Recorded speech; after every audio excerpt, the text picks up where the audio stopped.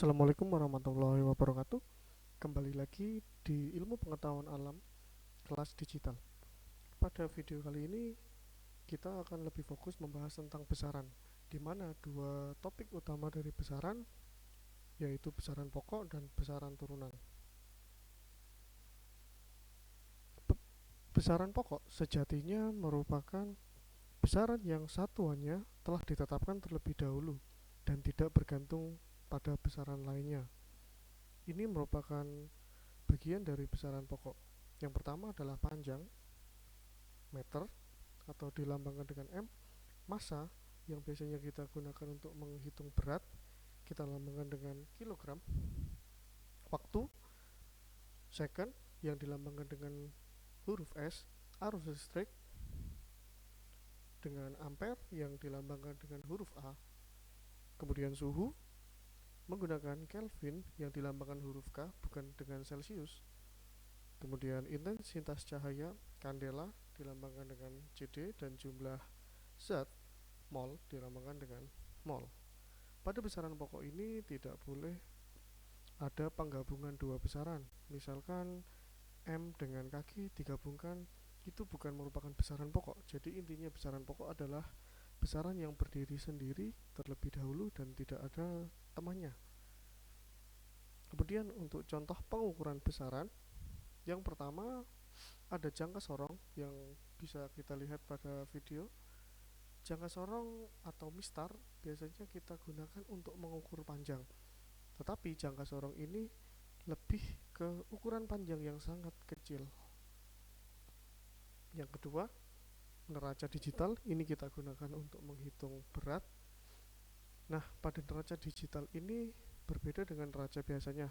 Kalau biasanya neraca kita untuk mengukur suatu berat menggunakan manual atau ada jarum manual yang menunjukkan berat, pada neraca digital ini angkanya akan berubah-berubah dari 0 sampai berat tertentu. Yang ketiga, stopwatch. Nah, pada stopwatch atau menunjukkan waktu ini satuan utamanya adalah second. Jadi bukan jam ataupun menit. Second kita gunakan biasanya untuk menghitung kecepatan lari ataupun kecepatan kendaraan yang lebih fokus pada inti satuan lebih kecil terlebih dahulu, baru dilipatkan menjadi menit, kemudian dilipatkan menjadi jam. Nah, untuk besaran turunan sendiri, besaran yang satuannya diturunkan dari satuan besaran pokok. Jadi dari